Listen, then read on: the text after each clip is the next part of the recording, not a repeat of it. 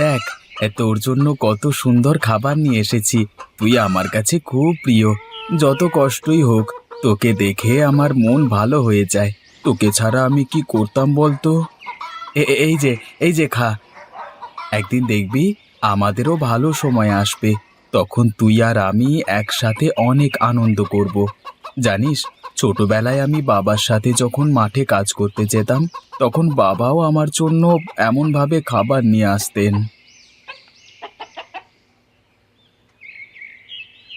এই গাছগুলো আমার লাগবেই।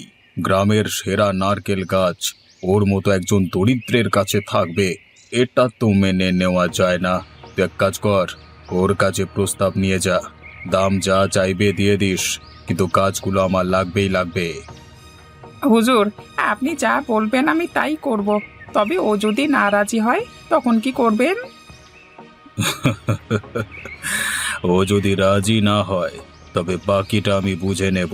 তোকে সেই নিয়ে বেশি চিন্তা করতে হবে না। আমি নিজেই তার ব্যবস্থা করব। গ্রামের প্রধান আমি।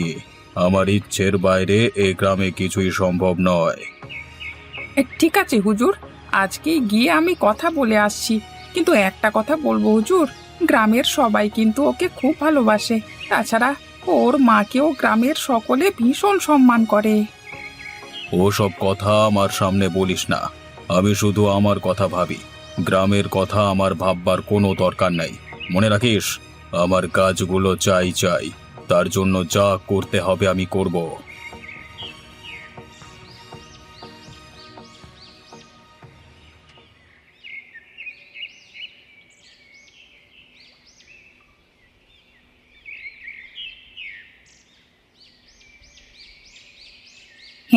হাসেম ভাই, কেমন আছো?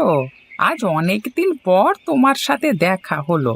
আর তোমার গাছগুলো তো দেখতে খুব সুন্দর। হ্যাঁ, এত ভালো নারকেল হয় যে চোখ সরাতে পারি না। হ্যাঁ ভাই, আল্লাহর রহমতে গাছগুলো বেশ ভালোই ফল দিচ্ছে। নারকেলগুলো মিষ্টি হয় খুব, জানো। আমি তো এই গাছগুলোকে সন্তান স্নেহে বড় করেছি। আর তুমি তো জানো হুজুর তোমাকে কত সম্মান করে। তিনি তোমার গাছগুলো কিনতে চান, দাম যা চাইবে তাই দিয়ে দেবে। দাম দিয়ে কি হবে রফিক ভাই? গাছগুলো তো আমার সন্তানের মতো। আমি কি আমার সন্তান বিক্রি করতে পারি? কিন্তু ভাবো তো, তোমার মায়ের চিকিৎসা করাতে পারবে তুমি? একটা নতুন বাড়ি বানাতে তুমি পারবে? তুমি হয়তো বুঝতে পারছো না, কিন্তু এই কাজগুলো তোমার উন্নতির চাবিকাঠি হতে পারে, বুঝলে? না রফিক ভাই, তুমি যতই বলো, আমি এই কাজগুলো বিক্রি করব না। পয়সার প্রয়োজন থাকলেও আমার এই কাজগুলো আমার পরিবার। আমি কখনোই ওদের ছাড়তে পারবো না। বুঝলাম বুঝলাম। তাহলে তুমি মনস্থির করেই ফেলেছো। ঠিক আছে, আমি হুজুরকে জানিয়ে দেব। তবে তুমি একটু সাবধানে থেকো, কেমন? হুজুরকে চটিয়ে ভালো থাকাটা একটু মুশকিল।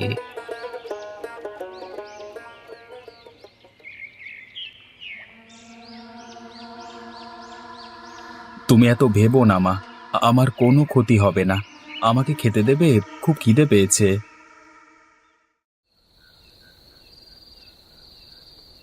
তুমি কেন এমন করছো? গরিবদের একটু সুখে থাকতে দাও। তোমার এত সম্পত্তি আছে, তারপরও কেন ওই গরিবগুলোর দিকে নজর তোমার? আমি দেখব কেমন করে ওর সুখ কেড়ে নেওয়া যায়।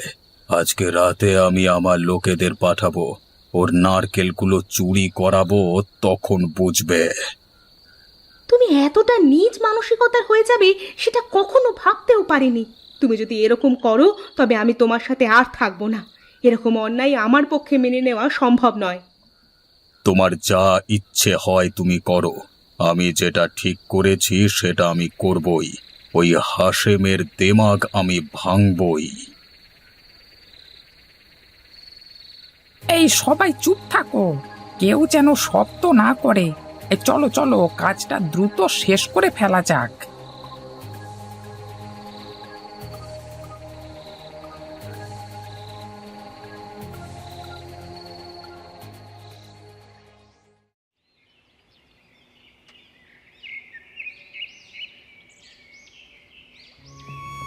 হায় হায় হায় হায়, এ কি হলো? আমার সব নারকেলগুলো কোথায় গেল? এত বড় সর্বনাশ! কে করলো এমন? কে করলো? তুই এমন ভাবে কক কক করছিস কেন? কিছু কি বুঝতে পারছিস? তোর মতন চালাক মুরগি তো আর কেউ নেই। আমি জানি তুই সব বুঝতে পারিস। চল চল, আমরা একবার খুঁজে দেখি রাতের অন্ধকারে কেউ এসে চুরি করলো কি না। কিরে, তুই কোথায় চললি? আমাদের গাছের আশপাশটা খুঁজে দেখতে হবে, থাকলে তো সেখানেই থাকবে। এই যে, এটা তো সব আমার গাছের নারকেল। এত দূর নিয়ে এসেছে কে? কেউ এখানে মাটিতে ঢেকে রেখেছে।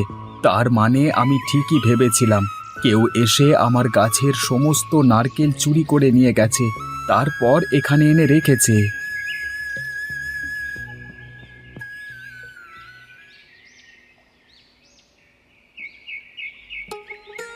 কি ব্যাপার হাসেম, এত সকালে তুমি এখানে? আর এত তাড়াহুড়ো কিসের তোমার? ও বাবা, তোমার মুরগিটাও তো দেখছি তোমার সাথেই আসছে। সকাল সকাল হলো কি? গাঁও বুড়ো, আমার সব নারকেল চুরি হয়ে গেছে। এই দেখুন, কিছু নারকেল মাটির নিচে লুকানো ছিল। আমার মুরগি আমাকে ওগুলো খুঁজে পেতে সাহায্য করেছে। আমার মনে হয় রহিমের লোকেরাই এ কাজ করেছে। তুমি নিশ্চিত এই কাজ রহিম করেছে? আমার তাই সন্দেহ গাঁও বুড়ো। কালকে রফিক এসেছিল আমার নারকেল গাছগুলো কিনে নিতে। রহিম তাকে পাঠিয়েছিল আমার সাথে কথা বলতে। ওই নারকেল গাছ দিয়েই আমাদের সংসার চলে। আমি ওগুলোকে সন্তান স্নেহে বড় করেছি। আমি কেন রহিমের কাছে ওই নারকেল গাছগুলো বিক্রি করব বলতে পারেন? এটা তো বড় ভালো ব্যাপার নয়। রহিম যদি এ কাজ করে থাকে তবে তা একেবারেই ঠিক করেনি। আমরা রহিমকে ডেকে আনবো, আমি তার সাথে কথা বলবো। গ্রামের মধ্যে এভাবে কারোর সম্পত্তি চুরি করতে দেওয়া যাবে না। রহিম, তোমাকে এই গ্রামের প্রধান করা হয়েছে, কিন্তু তোমার এমন কাজ আমাদের গ্রামের শান্তি নষ্ট করছে। গ্রামের সকলের সম্মিলিত প্রচেষ্টায় আমাদের এগিয়ে যেতে হবে, কোনো দুষ্ট চালবাজিতে নয়। তোমার এরকম ব্যবহার আমরা গ্রামের লোকেরা কেউ সহ্য করব না। তুমি কি মেনে নিচ্ছ যে তুমি ভুল করেছ? গাঁও বুড়ো, আমি স্বীকার করছি, আমার লোকেরা ভুল করেছে। তোমার লোকেরা শুধু ভুল করেছে তাই নয়, তোমার লোকেদের নির্দেশ দিয়েছ তুমি, তাই ভুলটা সবার আগে তোমার। তোমার লোকজন শুধু তোমার নির্দেশ পালন করেছে, তাই সবচেয়ে বড় দোষী আগে তুমি। গাঁও বুড়ো, হাশেমের বাড়ির নারকেলগুলো দেখে আমার খুব লোভ হয়েছিল। ওরকম ডাঁসা নারকেল গাছ এই গ্রামে আর একটাও নেই। আমি চেয়েছিলাম যাতে হাশেম আমার কাছে ওগুলো বিক্রি করে দেয়। তার জন্য যথাযথ মূল্য দিতেও আমি রাজি ছিলাম, কিন্তু হাশেম রফিককে সরাসরি মানা করে দেয়। তাই আমি রাগের বশে এ কাজ করেছি।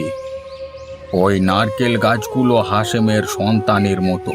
তুমি কি নিজের সন্তানকে টাকার বিনিময়ে অন্য কারোর কাছে বিক্রি করতে পারবে? তাহলে ভাবলে কিভাবে যে হাশেম ওগুলোকে তোমার কাছে বিক্রি করবে? মনে রেখো, প্রতিশোধের ভাবনা মানুষকে অন্ধ করে দেয়, বদ কাজ করতে অনুপ্রাণিত করে। তোমার রাগও তাই তোমাকে দিয়ে ভুল কাজ করিয়েছে। তুমি যদি এই ঘটনা থেকে কোনো শিক্ষা নাও, তবে ভবিষ্যতে হয়তো এরকম ভুল আর কখনো করবে না। মনে রেখো, কোনো গরিব মানুষকে ঠকালে তার ফল কখনোই ভালো হয় না। আমি তোমাদের কাছে ক্ষমা চাইছি হাশেম। আমি তোমার নারকেলগুলো ফিরিয়ে দেব। আমাকে তুমি মাফ করে দিও। আশা করব এই ঘটনার পুনরাবৃত্তি আর কখনোই হবে না। আমাদের এই গ্রামে দুষ্ট লোকের কোনো জায়গা নেই। হাশেম, হাশেম, আমি আমার ভুল বুঝতে পেরেছি। এতদিন আমি শুধু নিজের কথাই ভেবেছি, গ্রামের কথা কখনো ভাবিনি। আমি জানি আমি খুব অন্যায় করেছি। আমি আমার ভুল শুধরে নিতে চাই। আমি চাই তুমিও আমার সাথে কাজ করো, যাতে আমরা একসাথে গ্রামের উন্নতির জন্য কিছু করতে পারি। হ্যাঁ, যদি তুমি সত্যিই নিজেকে শুধরে নিতে চাও, তাহলে গ্রামের সবার পাশে দাঁড়াও। আমি তোমার সাথে আছি, আমরা একসাথে কাজ করব।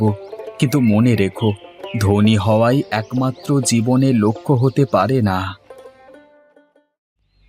এখন সব কিছু কত সুন্দর হয়ে গেছে, তাই না?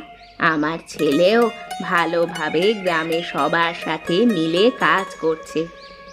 আমরা সবাই মিলে একসাথে কাজ করব এবং তবেই তো আমাদের গ্রামের সকলে সুখী হবে। আমার মুরগিটা সত্যি আমার জন্য অত্যন্ত শুভ। ওর কারণেই তো সবকিছু ভালোভাবে হলো।